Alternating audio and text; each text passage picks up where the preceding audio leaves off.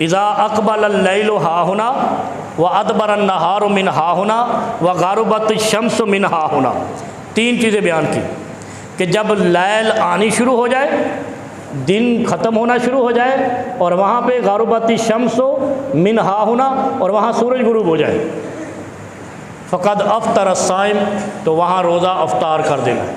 روزے کے اندر لا یزال الناس بخیر ما عجل الفطرہ، غروب ہوتے ہی افطاری کرنے والے ہمیشہ خیر پر قائم رہیں گے، اور جو غروب کے لیٹ کریں گے وہ فتنے باز ہوں گے، فتنے میں غرق ہو جائیں گے۔ اور آپ کے سامنے یہ ہے نا کہ جو لیٹ افطاری کرتے ہیں وہ فتنہ ہی پھیلاتے ہیں معاشرے کے اندر۔ محرم سے شروع کرتے ہیں، سارا سال ہی وہ پیٹ سیاپا اور لوگوں کے اندر قدورتیں، اور جناب لوگوں کے اندر منافقتیں، لوگوں کے اندر لڑائیاں۔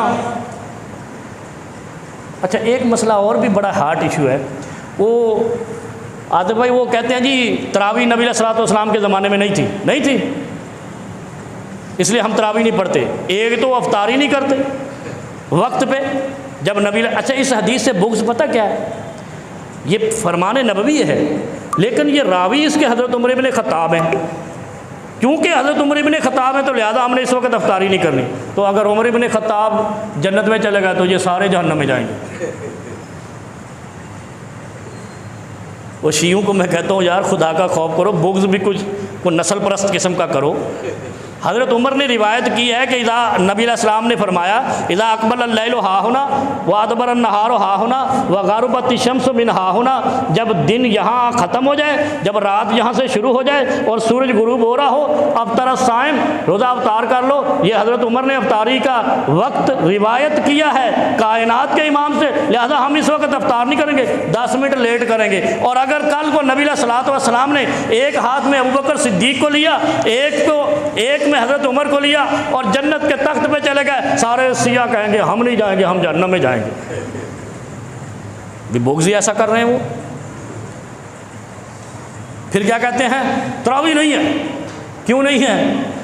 وہ ایک تو سنی تو ہم سے لڑ رہے ہیں کہ بھئی 11 اور 20 میں، 8 اور 20 میں، ہم کہتے ہیں کہ نبی علیہ الصلوۃ والسلام کی پیاری بیوی ام المومنین نے کہا ہے 8 تراویح ہے، 3 وتر ہے، 11 رکعت، فائنل جاؤ سو جاؤ، سونے کا ٹائم دو۔ وہ میں نے پچھلے جمعے بتایا 50 رکعتیں ڈال دی انہوں نے۔ لیکن تراویح کیوں نہیں ہے؟ نبی علیہ الصلوۃ والسلام نے 3 دن پڑھی ہے۔ جو جماعت شروع کرائی ہے وہ اس لیے شروع کرائی، حضرت عمر کے دور میں صرف جماعت شروع ہوئی ہے، تراویح کی رکعت میں فالٹ نہیں ہے۔ وہ ضعیف روایتیں ہیں یا مرسل ہیں، ان کا کوئی اعتبار نہیں ہے۔ جنہوں نے روایت کی ہے 20 والی وہ بھی کہتے ہیں ہذا حدیث مرسل۔ مرسل سے مطلب کیا ہو؟ لٹکی ہوئی، ایسے نا، لٹکی ہوئی سے مراد کیا ہوتا ہے کہ بھٹی صاحب نے ان سے بیان کیا اور بیچ کا کھاتا ہی چھوڑ دیا، بیچ میں کون تھا اس کا نام ہی نہیں لیا۔ اور مدلس کیا ہوتی ہے کہ وہ اس سے ملا ہی نہیں، بھٹی صاحب اس سے بیان کریں اور پتہ چلا جی بھٹی صاحب تو اس سے ملے ہی کبھی نہیں، تو وہ کیا ہوتی ہے مدلس۔ اور مرسل کیا ہوتی ہے کہ ایک شخص درمیان والے شخص کو بائی پاس کر کے تیسرے سے بیان کر دے روایت کو۔ یعنی میں نے بیان کی، میرے سامنے امانت صاحب بیٹھے ہیں اور پیچھے پتہ نہیں عبدالرزاق کے کیا نام ہے مجھے نہیں پتا، میں امانت صاحب کا نام ہی نہیں لوں اور عبدالرزاق کا لے لوں، یہ مرسل ہو جاتی ہے۔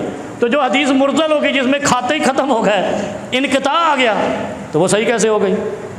اچھا حضرت عمر نے جماعت شروع کرائی، بڑا تمطراق سے کہتے ہیں نا کہ بھئی حضرت رسول اللہ صلی اللہ علیہ وسلم کے زمانے میں تراویح نہیں تھی لہذا ہم نہیں پڑھیں گے، نہیں پڑھتے وہ شیعہ حضرات تراویح پڑھتے ہی نہیں ہیں۔ تو یار ان سے جا کر یہ بھی پوچھنا، یہ جو تم حسین کے گھوڑے کے نیچے سے گزرتے ہو نبی علیہ الصلوۃ والسلام کے زمانے میں تھا؟ یہ جو تم ماتم کرتے ہو یہ نبی کے زمانے میں تھا؟ یہ تو شہادت حسین کے بعد شروع ہوا، تو یہ بھی نہیں کرو گے نبی کے زمانے میں نہیں تھا؟ بات سمجھ نہیں آئی؟ ماتم بھی زمانہ نبوت میں نہیں تھا، تراویح کی تو پھر بھی دلیل ملتی ہے کہ 3 دن پڑھی ہے۔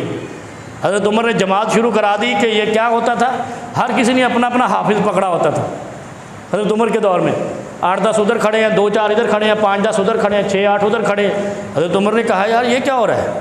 مسجد نبوی کے اندر سب کو بلایا، اکٹھا کیا اور 2 امام مقرر کر دیے، تمیم داری اور کعب ابن ابی ابن کعب۔ کہا یہ تو تمہیں جماعت کرائیں گے تراویح کی اور اس کے پیچھے سارے جمع ہو کے پڑھو۔ اچھا تیسری بات کیا ہے، سب سے فضیلت والی بات، یہ جو حفاظ کے حافظے کا امتحان ہے خدا کے مسلح پہ، خدا کے دربار میں، یہاں پہ کھڑے ہو کے حافظ کا قرآن 30 پارے زبانی سنانا، اس سے بڑی عظمت والی بات کیا ہے؟ ایسے تو نہیں اللہ نے تاج رکھا ہے حافظ کے لیے اور حافظ کے والدین کے لیے، یہ اس کھاتے سے ہی نکل جاتے ہیں جہاں قرآن حفظ کرنا پڑے، یعنی اس کام کو کرتے نہیں ہیں جس میں قرآن حفظ کرنا پڑے، اور پھر کہتے ہیں ہمارے یہاں حافظ ہوتے ہیں، تمہاری کتنی آبادی ہے اس میں 10 بھی نہیں ہوں گے، اور وہ بھی 2 سال بعد بھول جائیں گے جب تراویح میں نہیں سنائیں گے۔ یہ تو اللہ نے ایک نعمت دی ہے حفاظ کے حافظے کو قائم رکھنے کے لیے، اور جو سینوں سے قرآن منتقل ہوا ہے وہ قیامت تک، اسی لیے اللہ نے کہا تھا انا نحن نزلنا الذکر وانا لہ لحافظون، قرآن کی ذمہ داری خدا نے لی ہے، اور خدا نے کوئی ہاتھ میں تو نہیں پکڑا ہوا، خدا نے اپنے مومن بندوں کے سینوں میں محفوظ کیا ہے، اور اس کی حفاظت کا امتحان سال بعد ہوتا ہے۔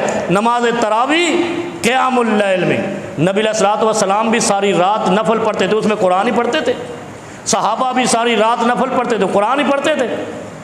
تو یہاں جمع ہو کے اگر تراویح پڑھ لی جاتی ہے، یہ کہنا کہ نبی علیہ الصلوۃ والسلام کے زمانے میں نہیں تھی، تو تمہارا تو دین ہی نبی کے زمانے میں نہیں تھا۔ پورا مذہب